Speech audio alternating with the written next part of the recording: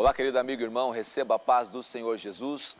Estamos aqui mais uma quinta-feira para falar sobre liderança, no Liderança em Foco, esse programa que trata do coração do líder, da mente do líder, enfim, trabalha com todos os aspectos daquelas pessoas que estão ali colocadas por Deus para direcionar outras pessoas. As últimas semanas você tem acompanhado, tivemos alguns reprises por conta do simpósio de missões, uma pequena reforma que a gente estava fazendo aqui na nossa igreja, por isso não tivemos, mas hoje voltamos ao vivo e hoje estou com uma pessoa muito especial comigo aqui para falar com vocês sobre liderança também, que é a Raquel Prado. Raquel, seja bem-vinda.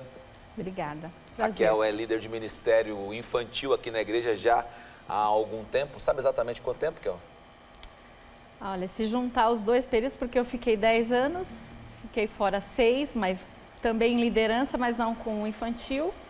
Aí voltei já fazem 12, então já são 22. 22 anos, talvez mais idade do que você que está nos assistindo aí.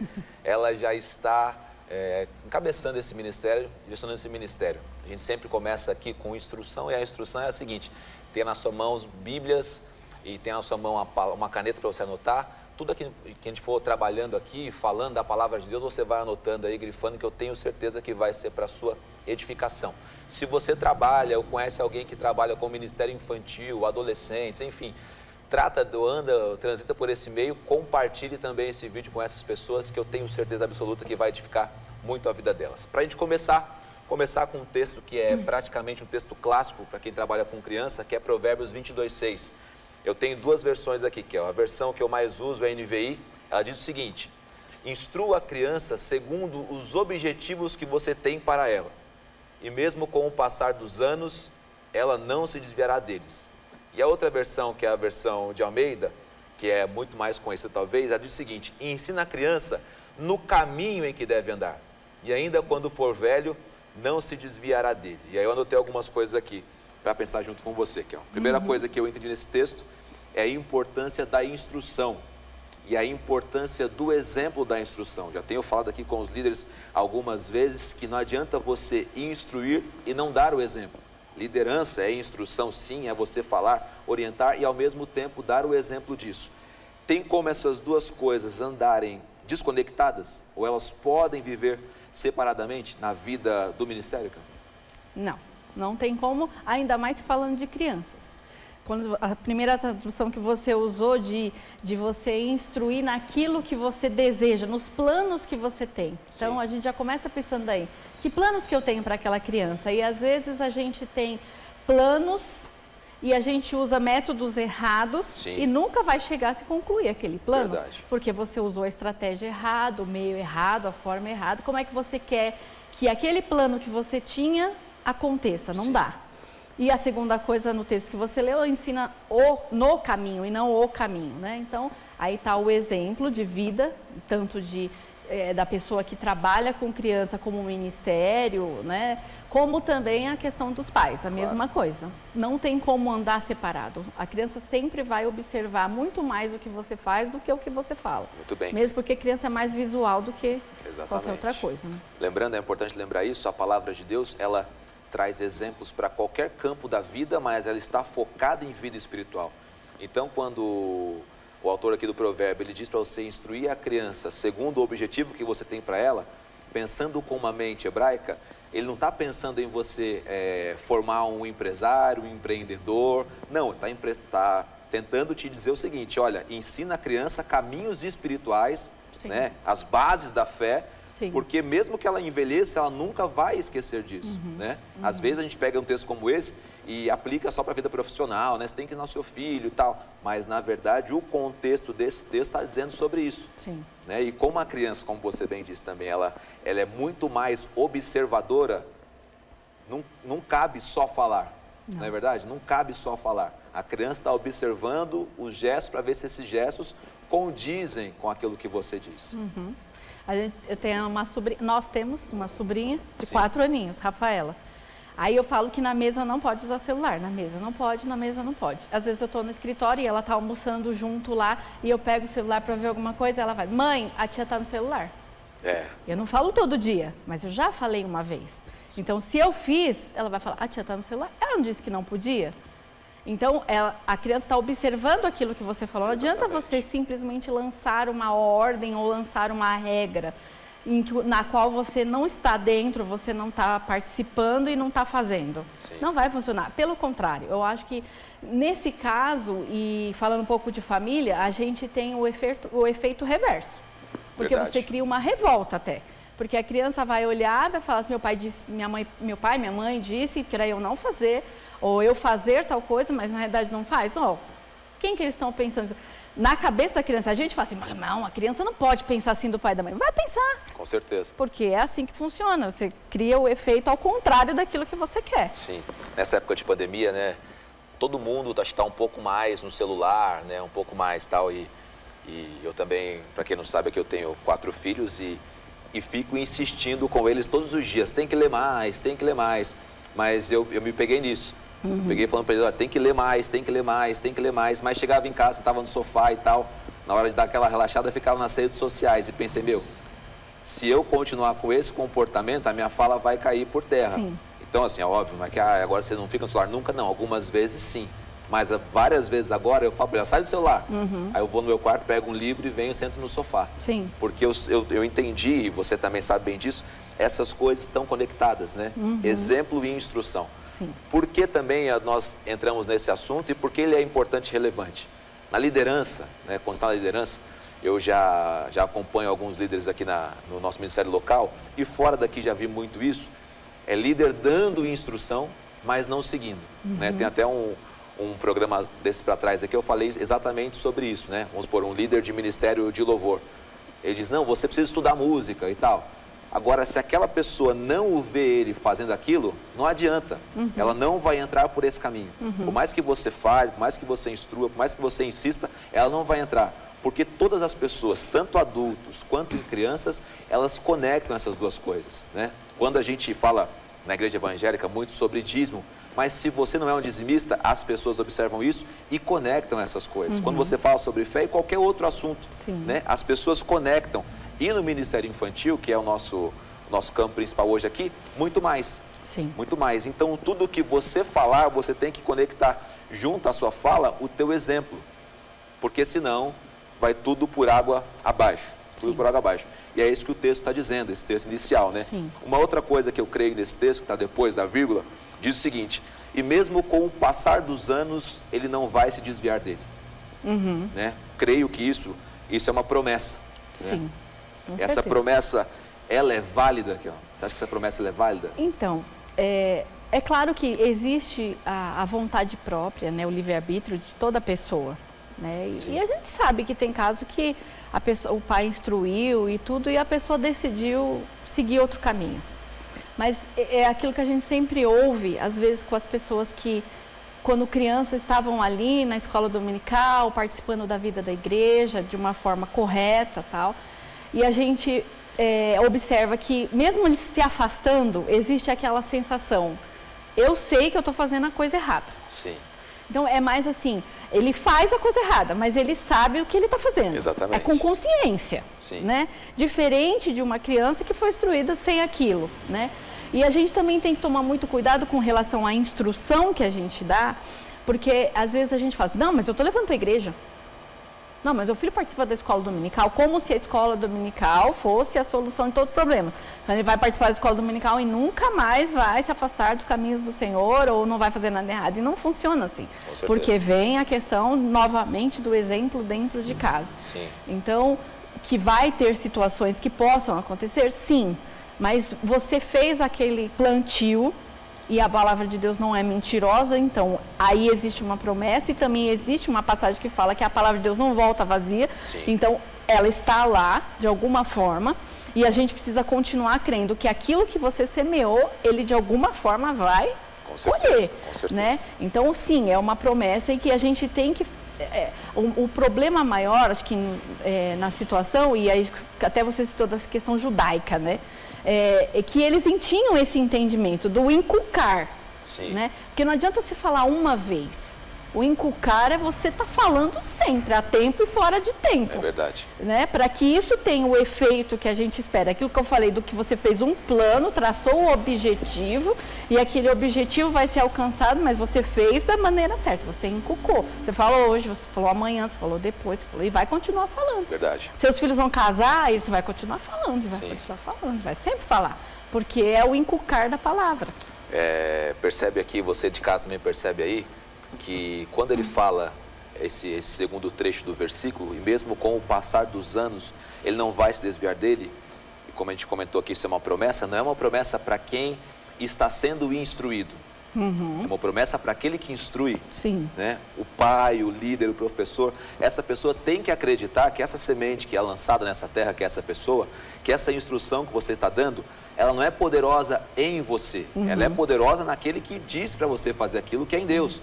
Então, essa promessa não é para a pessoa que está recebendo. Ai, filho, se você acreditar nesse selamento, não. É você que está ensinando a acreditar nesse ensinamento. E muda muita coisa isso. Sim. A gente pensa muitas vezes, não, eu vou ensinar e ela tem que acreditar que aquilo que ela aprendeu quando infância vai segurar ela ou vai promovê-la. Não. É você quem está ensinando que tem que acreditar nisso. É uma promessa para quem exerce, né? Para quem ensina, para quem instrui. E você já tocou um pouquinho nesse assunto, eu quero só voltar nele para te perguntar. Ter essa promessa, crer nessa promessa, traga essa mensagem para o coração dos pais. Exime, na verdade exime não, coloca para fora os tropeços. Quer dizer que se o pai quer acreditar que aquela criança, ou aquele jovem, aquele adolescente que foi instruído no caminho, que foi instruído da maneira correta, que teve os objetivos bem traçados e ensinados, essa pessoa nunca vai tropeçar, nunca vai cair, nunca vai se desviar, nunca vai errar. É isso que o texto diz, Camila? Não, não é. É aquilo que você falou. Tem dois pontos, né? Tem aquele que instrui e aquele que é instruído. É óbvio que o que é instruído também precisa receber isso, né? Sim. E colocar em prática. Mas aquele que está instruindo precisa ter a ciência. É como Jesus. Jesus teve lá 12 discípulos. Todos fizeram tudo certinho? Não. Não. É a mesma coisa. Tem a situação. O ensino foi o mesmo. A gente fala, eu cutuquei meus filhos de todo jeito. Já está errado. Porque cada filho é de um jeito. Né? Depois que a gente é pai, é mãe, a gente vai aprendendo. E tratando com as crianças também, né? Porque você vai lá e ministra sobre a vida das crianças, a gente vai vendo. Esse você precisa focar essa área, esse você precisa focar esse. Não adianta querer você ensinar de todos os jeitos. Né? Exatamente, não dá. Você lê um livro, né? E você pegou as regras que tá lá e coloca para tudo. Não dá. Não tem como. O pai e a mãe precisam. E aquele que ministra para a criança também. Porque às vezes a gente está ministrando para a criança e você vê uma criança lá dispersa, ela está pensando em outra coisa. E a outra está super atenta. E você tem que equilibrar isso. O que você faz para chamar a atenção daquela criança que está dispersa, né? Da mesma forma que aquela outra que está atenta, tá ali. Sim. Então, não tem como você falar assim, não, nunca vai acontecer, você não vai ter. Eu acho que promessa é promessa, né? A gente tem que crer na promessa e fazer da maneira certa. Verdade. Porque não adianta você falar assim, olha, eu quero ser abençoado nessa área, mas eu estou fazendo isso. Em Deuteronômio 28 não tem o se, é se você fizer isso, Sim. se você fizer aquilo, se você fizer aquilo. Então, sempre tem um se. Né? Então, se eu estou fazendo todos os sis, eu preciso acreditar que isso vai se concretizar. E se eu não estou, eu preciso ver aonde que eu estou errando. Verdade. Porque a gente, como pai, como líder, a gente erra. Sim. Também. Não só quem está recebendo, mas quem está ensinando também erra ao ensinar. Verdade. Né? Ao corrigir, ao instruir, seja lá o que for, dentro de que âmbito for. Né? Sim. Tem uma palavra de Jesus que ele diz, nesse mundo tereis aflições, mas, né? Aí ele diz, mas tenham bom ânimo. Né? Eu creio que se aplica muito bem dentro desse contexto, né?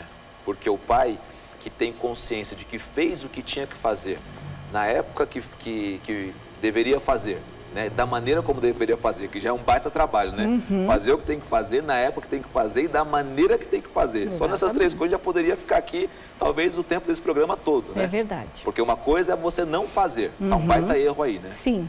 Não fazer, não evangelizar o seu filho, não pregar para ele, não ensinar, não corrigir, enfim, todos esses nãos. Uma outra coisa é fazer fora do tempo, né? O texto não fala sobre, mesmo dentro do contexto hebraico, não fala de uma criança de idade avançada. Sim. Fala de crianças em tenra idade, né? E o judeu também, ele vai ensinando até os 13 anos e com os 13 anos já existe a formação. Ou seja, na adolescência, propriamente dito, já fica muito mais difícil de você trazer instrução. A gente sabe que os psicólogos e tal acreditam que a formação de caráter, que eu creio que se encaixa muito bem nesse texto, vai até 10 anos de idade, ou até menos que isso. Até menos que isso. Então, tem o tempo certo também e tem a maneira certa. Só nesses 3 campos a gente já consegue um monte de coisa. Mas, quando você fez o que tinha que fazer no tempo certo, do jeito certo, da maneira certa, aí você tem que acreditar que esse mais vai se aplicar. Sim. Né? Porque tem muito pai, não sei se você já viu essa história, muito pai que teve um filho desviado na adolescência, teve um filho que se perdeu na juventude. Mas como você disse no princípio, a semente estava lá, a palavra estava lá e ela nunca saia. Olha, creia nisso, essa palavra nunca sai do coração, ela não é humana, essa palavra é divina, ela nunca sai. Exato. Você tenta expelir ela, o diabo tenta fazer uma série de coisas, ela não sai, ela está sempre lá. Se você fez o que tinha que fazer, acredite, essa palavra está lá. Estudei com um rapaz, que na faculdade já, né? Chegou na faculdade e os primeiros dias de aula foram assim, primeiro dia ele chutou a porta para entrar na sala. Já pensei, isso aí deve ser, já pensei que era endemoniado. Chegou chutando a porta da sala, no outro dia discutiu com o professor, no outro dia tinha uns fedozinhos antes que o pessoal acendia e jogava, ele acendeu um daqueles, jogou na sala. Eu desacreditei, pensei, esse moleque deve ter muito problema psicológico e tal. E eu estava começando também na fé, mas já estava buscando fazer um pouquinho mais certo as coisas. E aí fizemos amizade, começamos a conversar e tal, e ele falou assim, não, meu pai é pastor. E aí eu falei, qual é o nome dele? Aí fui descobrir que era um grande pastor daqui de São Paulo, um cara de nome e tal. E cheguei em casa e fiquei em parafuso. Eu falei, como é que um cara desse nome tem um filho que está todo desviado e tal? Só que no decorrer da faculdade, esse menino ele foi se transformando. Ele deixou de fazer as coisas que ele fazia no princípio e mudou completamente, mudou da água para o vinho. E aí assumiu lideranças na igreja de volta. Aí um dia a gente conversando, falou, não, Ricardo, agora eu voltei para a igreja, voltei para a juventude e tal. E aí me veio muito bem esse texto na mente. Que com certeza esse pai e essa mãe criam nessa promessa. Criam, e você também tem que crer nessa promessa. Se você tem alguém da tua família que você fez a semeadura correta, no tempo certo, da maneira correta, não tem jeito. Essa pessoa, uma hora ou outra, volta, porque a semente está lá. E como a Raquel bem colocou aqui, não pare de falar. Né? Não é porque ficou um pouco mais velho, você a princípio lançou uma semente, agora você está regando essa semente. O tempo de frutificação a gente não sabe, mas tem que continuar falando, não é verdade, Cam? Eu vou dar 2 exemplos. Um é o meu. Sim. Quando eu nasci, minha mãe já era evangélica. E meu pai não. Meu pai nunca impediu minha mãe de ir para a igreja. Mas meu pai não ia. Meu pai fumava, ficava em casa, né, na dele, mas nunca impediu. E minha mãe levava a gente para a escola dominical quando eu era pequena. Depois dos 10 anos eu não quis ir mais e não fui. Saí e não voltei mais. E aí, quando eu tinha 16 anos, que eu voltei. Quando eu voltei para a igreja de verdade, eu voltei por causa de menino, não voltei por causa de Jesus. Sim. Me batizei, porque o pastor me parou de falar, essas coisas, não aqui, em outro lugar. E aí, depois, com 16 anos, quando eu vim para cá, num culto que eu vim visitar, me convidaram, a minha família, parte já era daqui, eu vim. E aí, realmente, eu me converti. Mas em nenhum desses momentos que eu estive fora, fazendo um monte de coisa errada, eu estava assim, não, isso não é errado. Sim. Isso não é errado. Imagina, isso não é errado. Eu sabia que era errado. Tudo aquilo que eu fazia, eu sabia que estava errado. Continua existindo o trabalhar do Espírito. Você entendeu? Você continua fazendo. Tá errado. Mas você sabe que está errado. E não tem como você saber que você está fazendo uma coisa errada e ficar bem. Sim. Porque não dá. Né? Você ficar, a não ser que você seja alienado, mas se você está normal, você faz alguma coisa errada e sabe que aquilo está errado. Você não tem como ficar legal. É um dos convencimentos do Espírito, né? Da justiça, né? Ele convence da justiça. Sim, e aí entra o que você falou, da fé. Eu tenho certeza que em todo esse período minha mãe não deixou de orar e de buscar a Deus para que eu voltasse. Sim. Não só eu, mas meus irmãos. Ela não deixou, eu tenho certeza disso, que ela continuou crendo que um dia aquilo ia mudar. E mudou. E ela te falava, Raquel? Falava coisas da palavra? A minha mãe era muito reservada, sabe? Assim, a minha mãe não era muito de falar. Meu pai era mais de falar, mas minha mãe não era muito. Então ela só falava assim, bastava. Sim. Você sabia que estava fazendo uma coisa errada. Entendi. Então ela só falava assim, só fazia assim. Sim. Então você já sabia que ela não estava concordando com o que você estava fazendo. Sim. Então minha mãe não era assim de sentar e falar, olha, você está fazendo isso errado. Mas o ó dela, você sabia, alguma coisa está errada. Né? Então, era um ó profético, né? Entendeu? Era a maneira dela, e eu sabia disso, que estava errado. E um dia eu voltei, um dia minha irmã voltou, um dia meu irmão voltou, e assim por diante. Então, é dentro disso, né, que você está falando. Então, eu tenho certeza que a minha mãe não deixou de semear nesse tempo. E uma outra situação, e aí vai dentro da liderança infantil, né, isso na minha vida particular e dentro da liderança infantil. Tem uma moça, ela não é mais aqui, e ela um dia me ligou. Ela se afastou mais ou menos assim, não estava congregando, mas continuou crendo, vamos dizer assim, mas não estava congregando. E um dia ela me ligou e fez assim, tia, ela me chama de tia até hoje, tem mais de 30 anos. Eu, tia, eu sonhei com você e com o tio, com o Osnir, né, com meu marido. Aí eu falei, o que foi? Ela falou assim, olha, eu sonhei que você ficava, volta para a igreja, e eu dei aula para ela na escola dominical quando ela era pequena. Sim. Então, também é isso. Então, aquela pessoa que trabalha com a criança, com o departamento infantil, tem que ter a mesma fé. Com certeza. Que aquilo que ela plantou naquela escola dominical, naquele culto infantil, aquilo que ela ensinou, é a mesma coisa, é a mesma semente, porque a semente não muda. Sim. Né? Então, ela precisa crer, porque senão não há propósito de a gente ensinar. Não há propósito de eu pregar a palavra para uma criança se eu não creio que aquilo lá vai frutificar no tempo certo. Verdade. E quando é criança, às vezes a gente não vê aquele fruto de imediato, né? Porque a criança está ali, você acha que ela não está entendendo nada, que ela está brincando, mas está. Sim. Então, eu já vi tantas coisas de gente que ouviu a palavra quando era criança e se converteu quando era criança, ou então lembrou daquilo mais tarde e veio para a igreja. Então, a gente precisa, tanto como pais, como aqueles que trabalham como ministério infantil, Sim. ter a mesma fé. Pega essa visão, porque se você é pai, não deixe de acreditar e não deixe de continuar semeando, né? Sim. Já tem 14 anos, já sabe. Não, já tem 14 anos, já sabe, vai ouvir um pouco mais, né? Talvez seja só esse ó profético da mãe da Raquel, talvez seja uma palavra toda, né? Uma frase Sim. toda, um versículo. Não deixe de semear, porque o Espírito Santo continua agindo e ele age sobre a palavra. Se você fala algo, teve uma vez que eu falei uma coisa para uma prima minha, no quarto assim, aconteceu uma situação e eu falei um texto bíblico, falei para ela. E eu mesmo, na hora, nem me dei conta de que estava sendo uma voz ali de Deus. E passou uns 3 dias, ela falou, você falou aquele versículo para mim aquele dia, isso ficou na minha cabeça, então não deixe de falar a palavra de Deus para os filhos. E você que trabalha com crianças, adolescentes, jovens, não importa, continue semeando a palavra e creia naquilo que você semeia. Tudo que você crê, prospera. Se você acredita que a palavra de Deus pode mudar e ela pode mudar, ela vai mudar. Tá certo? Então, que Deus te abençoe, que você seja um líder frutífero. Vamos para o intervalo comercial agora, daqui a pouco a gente volta com mais entrevista com a Raquel, com essa participação especial dela aqui. Fica ligadinho, Liderança em Foco.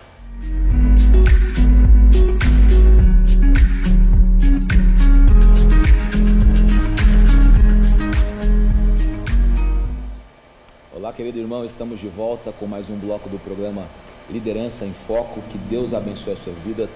Eu estou recebendo a Raquel aqui hoje, que está compartilhando com a gente a sua experiência. Também estamos discutindo aqui alguns temas. Mandar um abraço para quem está participando conosco, Mariana Galo, Kailane Braga, Deus abençoe, Dudu Barros, Edilson Fernandes, Haroldo Ferreira, Marlene Soares e Maria Filomena. Que Deus abençoe a vida de cada um de vocês. Você que está com a gente também no Instagram, no Facebook ou no YouTube, que Deus te abençoe grandemente. E você pode participar conosco mandando qualquer tipo de pergunta, que óbvio que tenha a ver com esse tema aqui, que a Raquel vai responder de bate pronto, não vou nem dar pitaco, tá certo? Você pode participar aí, mandando aí a sua pergunta que diz respeito a isso. Tenho certeza que tem edificado a sua vida e tem te abençoado, porque esse é um assunto de relevância, de importância para qualquer pessoa, né? Tratando de criança, ministério infantil. E antes de chegar alguma pergunta, que eu fiz uma pergunta aqui. Na sua opinião, quais são as principais características de um líder de ministério infantil que essa pessoa tem que ter? Mas não para ser um líder comum, uma pessoa que participa de maneira trivial ou casual desse ministério. Se é aquela pessoa que dá fruto de verdade. Na sua opinião, que característica essa pessoa precisa ter?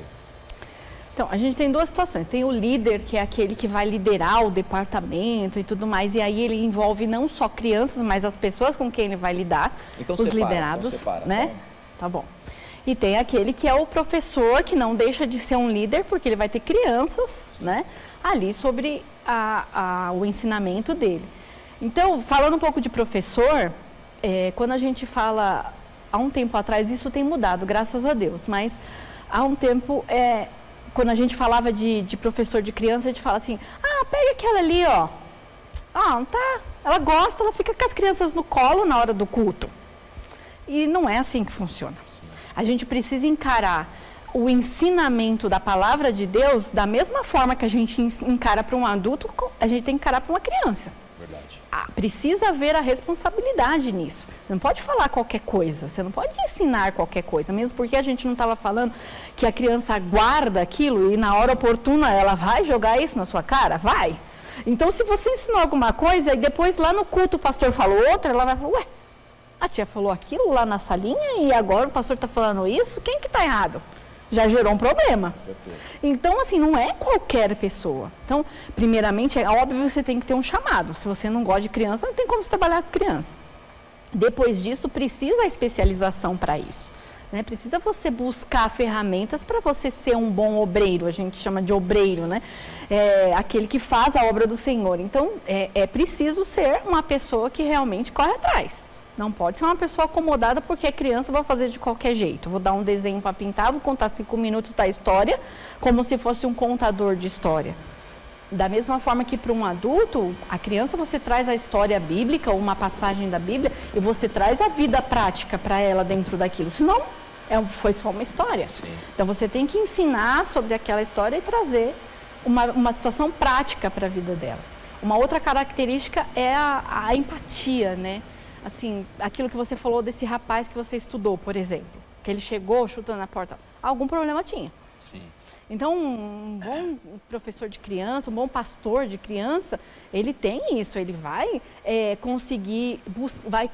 vai precisar buscar, de alguma forma, atingir aquela criança que é desse jeito, que vai ter. Sim. E ela tem alguma situação que você precisa identificar e saber a melhor forma, através do Espírito Santo, você vai buscar de Deus a melhor forma para tratar daquilo, né? Vai ser o auxiliador. Verdade. Então, isso falando de professor, eu acho que esses são os pontos principais. Deixa eu só fazer um adendo, né? O seu primeiro ponto foi ter um chamado, né? Ter um chamado. E quando a gente faz aqui não é uma seleção, entre aspas, mas é uma seleção, né? Quando a gente faz aqui o chamado para os ministérios, a gente fala muito sobre isso, né? Sim. Porque necessidade a gente tem de monte. Todo mundo, todos os ministérios dentro de uma igreja local têm necessidades. Sejam na mídia, seja na música, seja até nas ministrações, para tudo existe a necessidade. Infantil é a mesma coisa. Mas a gente bate muito forte nessa tecla, né? Não venha suprir somente uma necessidade se você não tem chamado. Por quê? Não faz bem para você e não faz bem para quem você trabalha. Não faz bem para nenhum dos dois. Não, vou lá com as crianças porque eu gosto de criança, mas não tenho um chamado voltado. Vai poder ajudar? Com certeza. Vai ser válido? Vai ser com certeza, mas você não vai se sentir realizado, porque o chamado também vem para trazer isso. O chamado traz realização pessoal. E as pessoas, nesse caso, as crianças ou adolescentes que vão te ouvir, vão perceber se você tem um chamado ou não. Então, eu reputo esse ponto, que é dentro da sua resposta, para professores, uma coisa muito importante, muito importante. Se você tem o chamado, se você tem certeza. E eu vejo pessoas também, nós vemos aqui pessoas que têm esse chamado e se abstêm desse chamado por outra coisa. Também não consegue ser feliz, não consegue ser realizado, porque a realização do ser humano está muito nisso, atender sobre ela aquilo que Deus tem para ela. E você tem que entender isso. Se você tem um chamado para trabalhar no Ministério Infantil, tem um chamado para ser pastor de crianças, é como a Raquel sempre chama aqui, né? Ser pastor de crianças, não fuja disso. Se você tem chamado, entre a cada dia mais para dentro dele, deixe que ele também entre a cada dia mais dentro de você, porque aí vai ser um caminho de bênção. Você está falando sobre agora o líder desse ministério. Só voltando um pouquinho no que você está falando, a questão de que tem pessoas que você sabe que tem o chamado para isso, tudo mais, e acabam não exercendo. Às vezes, muitas vezes, é pelo fato da pessoa ter pedagogia, porque se for estudar pedagogia é porque tem alguma coisa a ver. Sim. Né? Porque senão não ia pagar para estudar. Exatamente. Né? Então, a pessoa estuda, trabalha com isso, tal, mas às vezes ela quer trazer aquilo que ela faz dentro de uma escola secular para dentro de uma igreja, e é diferente. Com certeza. Você pode até pegar muitas técnicas, coisas que você aprende ali na faculdade ou na escola que você dá aula, que você pode trazer, mas a cabeça não pode ser a mesma. Não, nunca vai ser a mesma. Aqui não é assim, porque aqui a gente está tratando da alma da criança, Verdade. do espírito daquela criança, então não tem como ser igual a uma escola secular. Então, eu acho que também tem isso. A pessoa acho que pensa assim, não, lá é totalmente diferente, eu não vou poder fazer isso, não vou poder fazer aquilo, e muda, então a pessoa prefere não entrar. Não viva nessa condição, né? Não viva nessa condição, porque eu já tive a chance de dar aulas em outros lugares que não na igreja, e lá sim você se adequa lá. E aqui você se adequa aqui, né? Então, se você pode trazer a sua bagagem, que eu tenho certeza que eu penso muito sobre isso, né? Tudo que Deus te deu na vida é para você usar de alguma maneira, vai servir de bagagem, de alguma maneira para você, quando você se adequar ao Evangelho e não adequar o Evangelho a você, isso vai ser um instrumento nas suas mãos. Mas não queira adequar o ensino da palavra, ou o ministério, dentro dessa condição. Deixe que essa condição se adeque a essas coisas. E aí sim a sua bagagem vai ser um instrumento poderoso nas mãos de Deus. Precisa ser, né, Rick? Precisa ser, porque se foi Deus que entregou esse dom, essa capacidade, né, que a gente tem para fazer seja lá o que for, sim, de alguma forma eu preciso encontrar como eu vou servir Ele dentro da casa, dentro do reino. Exatamente. Né? Eu preciso encontrar isso, porque fomos chamados para servir, né? E é uma das marcas, né? Não estamos fugindo do assunto, mas é uma das marcas desse tempo aqui, né? Desse tempo que eu digo assim, dos últimos, talvez 15 ou 10, 15 anos. Por quê? Nesse tempo, muita gente do meio pop se converteu, anunciou na mídia que se converteu, anunciou, enfim, virou o evangelho que antes era uma coisa para gente desinstruída, chamavam de careta, quadrada, esse tipo de coisa, virou, né, moda, né? A moda do momento, né? Muita pessoa da mídia, muita pessoa se convertendo, muito músico se convertendo, e o erro foi exatamente esse. Eles trouxeram aquilo que eles viviam na outra vida que eles tinham, e adequaram o evangelho a essa vida. Eles não se adequaram ao evangelho. E aí desvirtua todas as coisas. A gente vê muito músico que vai e volta, porque tenta adequar o evangelho à sua vida, aquilo que aprendeu. O empresário também, né? Tenta adequar, enfim, todos os campos. Então, quando você faz isso, você tenta desconfigurar o evangelho e ele não aceita a desconfiguração. Essa que é a verdade, né? O evangelho não aceita que você desconfigure, aí ele dá tchutchu. Né? Alguma coisa vai dar ruim. E aí você tem que voltar às bases, né? E aí, nesse meio campo, muita coisa pode acontecer. Então, toma cuidado com isso. Não tente nunca adequar o evangelho àquilo que você aprendeu, viveu, experimentou, não. Adeque sempre a sua vida ao evangelho. E aí tudo vai dar certo, tudo vai fluir, vai acontecer. Exatamente. Voltando na vida do líder do ministério infantil. Então, aí o líder, ele não trata mais só com as crianças. Então, eu vou para uma sala de aula, eu ensino a criança, eu faço culto infantil, a gente trata com as crianças, mas também tem uma questão dos liderados, que você tem professores, você tem ali uma equipe com a qual você coordena, né? Então, você também tem que ter a preocupação com isso, porque o líder, o meu entendimento, né? Se eu estiver errada, você me diga. Com certeza. Mas o líder, ele é aquela pessoa que consegue tirar o melhor de todo mundo. Verdade. E um líder, da mesma forma que um pai não pode educar todos os filhos de maneira igual, um líder também não pode tratar todas as pessoas que estão debaixo dele, com respeito, não estou falando que é inferior, claro, mas que estão sob a sua coordenação, né? Vamos dizer assim, de maneira igual. Porque cada um tem um contexto de vida, cada um tem a sua particularidade, o seu jeito de ser e é melhor em alguma coisa. Muito bom. Não tem como você tratar tudo igual. Verdade. Então, você não pode exigir daquela pessoa que está debaixo da sua liderança que ela seja... Vamos falar daqui da igreja. Eu não posso exigir de alguns que estão ali que subam no púlpito aqui e vá fazer o culto infantil, que vai fazer o louvor. Não é a característica. Exatamente. Não, tá todo mundo vai ter que subir. Não, não funciona. Sim. Porque cada um tem a sua característica. Verdade. Todos fazem parte do mesmo ministério, do mesmo trabalho, e esse trabalho tem N braços. E cada braço um tem que pegar.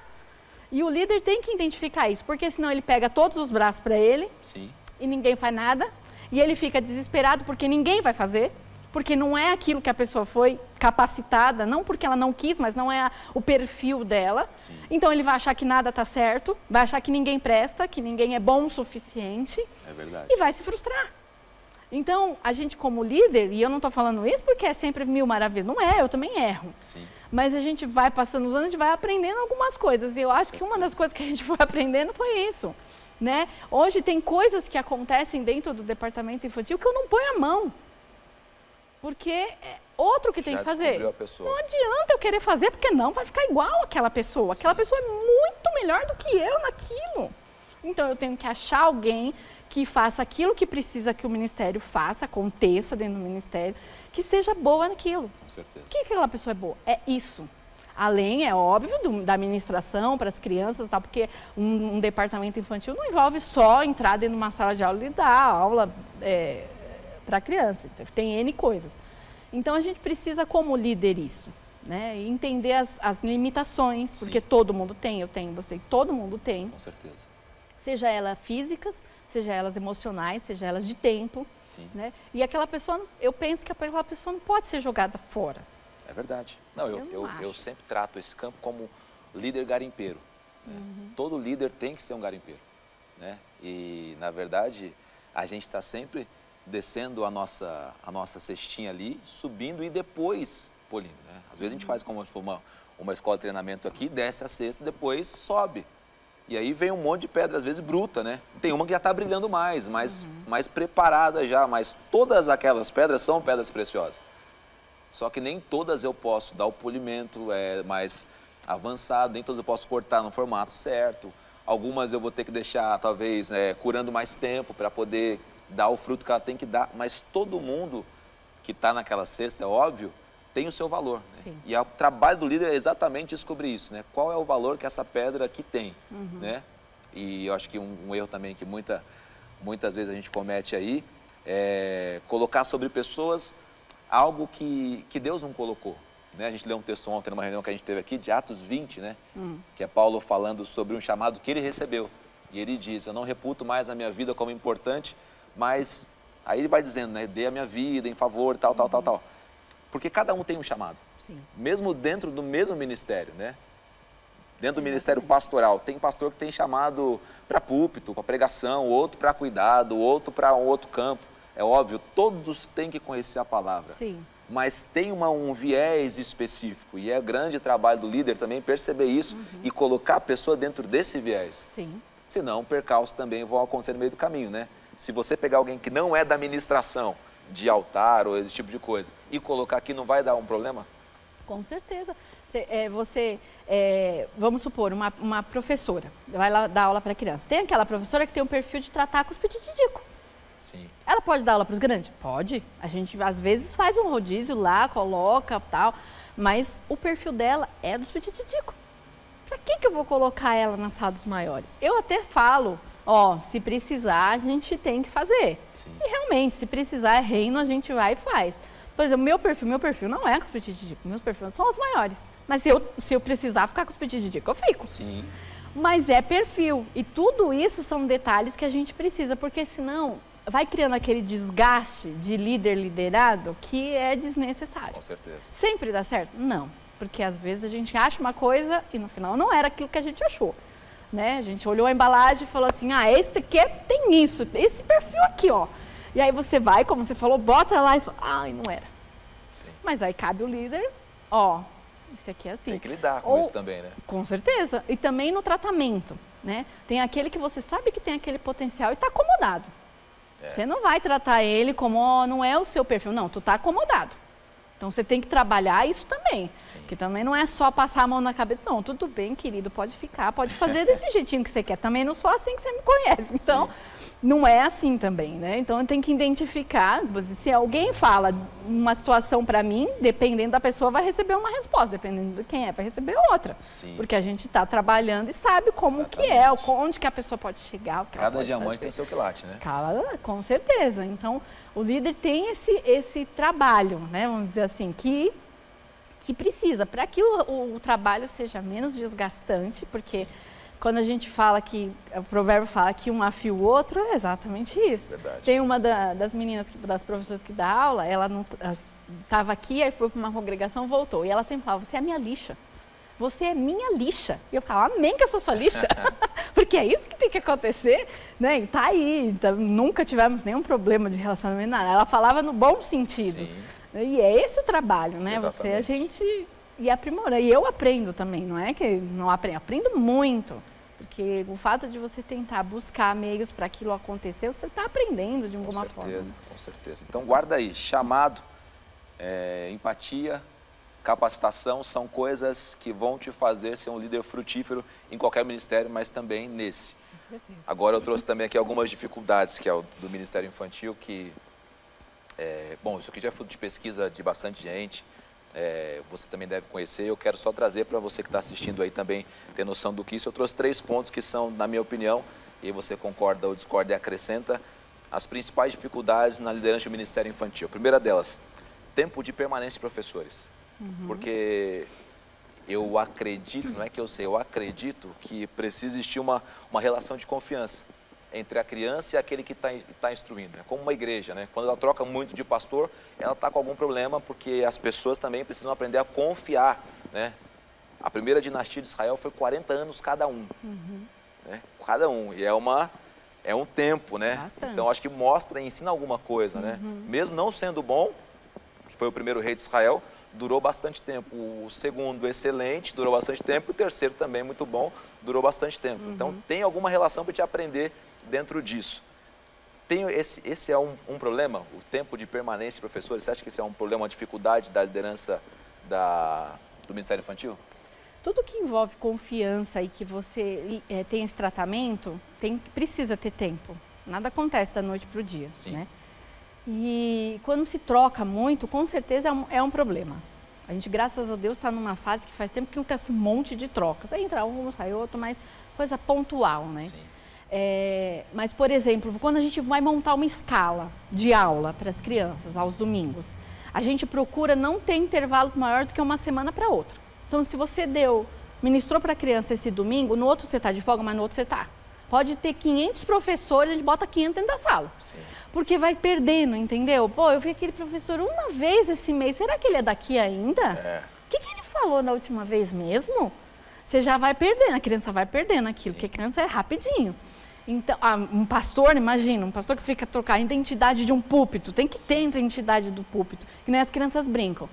Tia, você é a diretora, né? Elas já identificaram. Sim. Não tem essa nomenclatura, não tem nada disso. Mas como elas me veem ali na frente, tomando algumas coisas orgânicas, elas já fazem. Já falam, tia, eu tenho que ir para a diretoria? É isso que elas sabem. Não existe diretoria dentro da igreja, da escola. Mas é a identidade que você precisa criar com aquela criança, né? Então, Verdade. É importante, sim, ter sempre. Mesmo que não só o fato de sair pessoas do ministério, mas esse fato de você preparar uma escala em que a criança tem esse vínculo constante com você. Uma coisa que a gente tem tentado trabalhar aqui e serve para você. E quanto mais essa criança vê esse instrutor, esse professor, por isso que a ausência do pai e da mãe ela é tão nociva para a criança, porque ela precisa estar em contato com aquele que instrui sempre. Sim. Não vou levar hoje porque está frio, não vou levar hoje porque está calor, porque está... Não, você tem que deixar essa criança com contato com o seu instrutor. Na cultura hebraica, na cultura grega, nas culturas antigas, os pais pegavam as crianças e entregavam para o tutor. E só saía de lá quando estava formado. Samuel foi entregue ao profeta, só vai sair de lá formado. Na cultura judaica acontecia muito isso, né? A pessoa ia até o seu tutor e aprendia tudo o que tinha que aprender, depois voltava para casa formado. Por quê? Exatamente por esse conceito de você ter a mesma pessoa todos os dias. Sim. Ter sempre, né? Ter sempre, todos os dias é difícil na nossa realidade, mas ter sempre a mesma pessoa. Então, não deixe de estimular isso, porque isso vai prejudicar o ensino do teu filho. Então, quanto mais contato eu tiver com os instrutores, melhor ainda. Então, já vou pular para uma outra pergunta que eu fiz aqui, porque a gente está em tempo de pandemia, né? Pandemia. Como a gente consegue manter esse vínculo que é nesse tempo de pandemia? Quais instrumentos a gente pode usar hoje, você que está assistindo aí, para alcançar essas crianças e manter essa relação com elas? Então, a gente até teve uma reunião há uns dias atrás, umas 2 semanas atrás, com a equipe, né?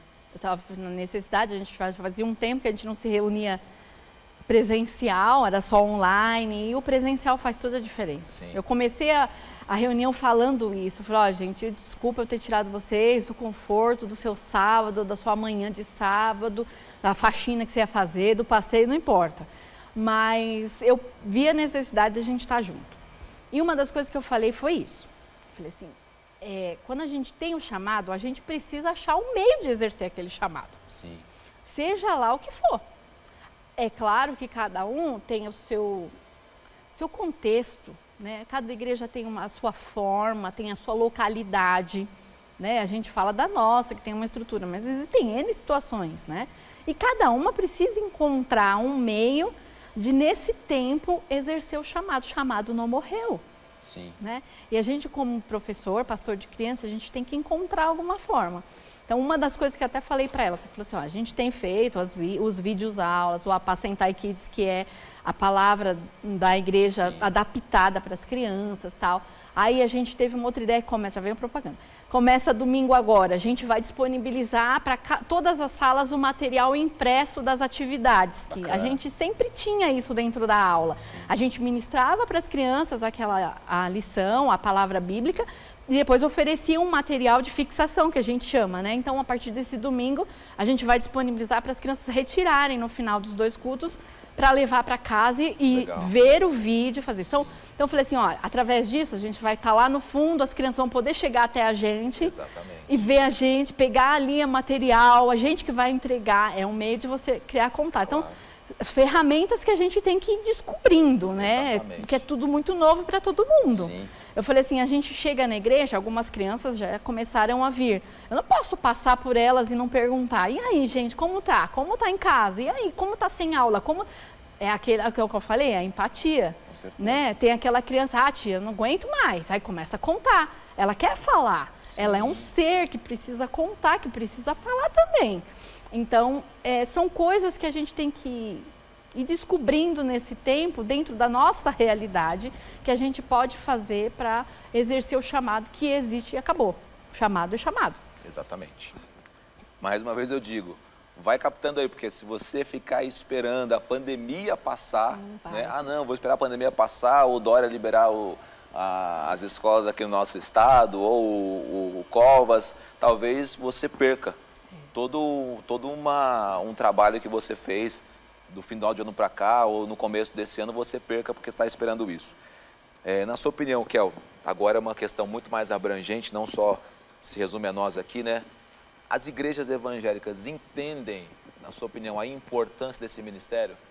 Você acha que, no geral, as igrejas conseguem compreender que se você tem uma criança bem instruída, bem cuidada, ela vai ser um adolescente que dá menos problemas, acreditamos, né, nisso. E depois um jovem mais consciente, depois um adulto melhor, que vai ser um pai de família, um ministro, enfim, uma mãe de família melhor. Você acha que, no geral, a igreja evangélica consegue entender e dar o suporte necessário para esse ministério? Ainda não. Como eu falei, já melhorou bastante. Que antigamente a gente tinha lá a salinha, o cultinho, era sempre o lugar do canto, com o objetivo de que as crianças não ficassem bagunçando no culto. Sim. E ficasse lá com alguém, não importa quem. E eu costumo dizer que tudo é uma questão de posicionamento também do líder. Sim. Porque se ele não encara diferente, ele não tem como fazer o pastor dele encarar. Verdade. Não dá. Porque se ele pensa que ele é só um cuidador de criança, que fica ali para tampar aquele buraco, para o pastor poder pregar, enquanto os pais assistem o culto, o pastor dele também não vai pensar diferente. Com certeza. É a mesma. Então eu tenho que primeiro, como líder, como pastor de criança, como professor de criança, valorizar o que eu fui chamada a fazer. Verdade. Só assim eu vou conseguir fazer com que aquelas pessoas que estão acima de mim valorizem. Sim. Então, tem muito isso ainda. Que o próprio professor, às vezes, não valoriza e não pensa dessa forma. Então, por isso ele não se especializa. Sim. Por isso ele não estuda. Quando eu terminei o colegial, antigamente era o colegial, né? eu fui fazer seminário. Eu fiz 3 anos de seminário. Eu não ia ser pastor, não ser missionário, não sei nada disso, não é meu chamado. Mas eu vi a necessidade de conhecer mais a Bíblia. Sim. Eu fiz 3 anos de seminário. Por quê? Porque eu entendi que eu precisava me especializar. Sim. Então, tudo é uma questão também da posição do professor. Tem ainda, infelizmente, muitas igrejas, pastores que têm esse pensamento. Mas eu acho que é muito mais da posição do professor e do líder infantil do que do pastor. Posso estar errada, mas esse é meu ponto de vista, que é mais a posição que você fala, não, peraí, olha, não é assim. Condição, né? E para você também chegar no seu líder e falar assim, olha, pastor, não é bem assim. Sim. Eu acho que o senhor deveria rever, com todo respeito, é óbvio, porque é o seu pastor, é o seu líder, mas se você é uma pessoa de confiança, sim, que ele sabe que pode confiar no seu trabalho, por que ele não vai te ouvir? Com certeza. Ele vai te ouvir, né? Então, assim, eu acho que ainda existe isso, mas existem mais por causa do professor, do líder infantil, do que propriamente pelo pastor e pela igreja. Muito bom, muito bom. Paixão Catinha, um abraço para você. Rosana Prado, um abraço para você também. Lisângela Rodrigues, Ricardo Benites, Sueli Oliveira, uma das nossas professoras também. Deus abençoe. Rosana Domingues e Raimunda Souza, você que acompanhou com a gente lá de Chapecó também, a Inês Giurati, que Deus abençoe a sua vida. Todos os dias, às 23 horas, temos os nossos 3 minutos de oração em prol e pelo fim dessa pandemia, né, nível mundial, que você ore abençoando todo o planeta. Só uma palavra sobre essa oração, para você ver o que você tem que ensinar e não ir embora do tempo. Em casa eu tenho Lucas, de 22 anos, Júlia, de 18 anos e Dudu, de 20 anos, morando comigo. Sim. 11 horas, eles já sabem que tem que estar lá no meu quarto para todo mundo orar junto. Não é criança. São todos jovens, cada um podia decidir o que fazer. Não, é aqui. Verdade. Então, não é só criança, não. Voltamos ao começo do programa, ensina a criança o caminho que deve andar. Vamos pensar sobre isso. Estou brincando. Que Deus te abençoe grandemente. Guarda tudo isso no seu coração, compartilhe isso com outras pessoas, porque eu tenho certeza, como eu disse a princípio, que isso vai abençoar e vai edificar alguém. Tá bom? Forte abraço para você. Hoje, às 20 horas, temos culto aqui, culto de intimidade com Deus. Presencial. Tem a transmissão online, mas sempre priorize estar aqui conosco. Venha com a sua máscara, aqui tem o álcool em gel, aqui tem a separação entre as pessoas. Tenho certeza que você vai ser também edificado e abençoado, tá certo? Kel, muito obrigado, abençoe a sua vida. Um forte abraço e até mais.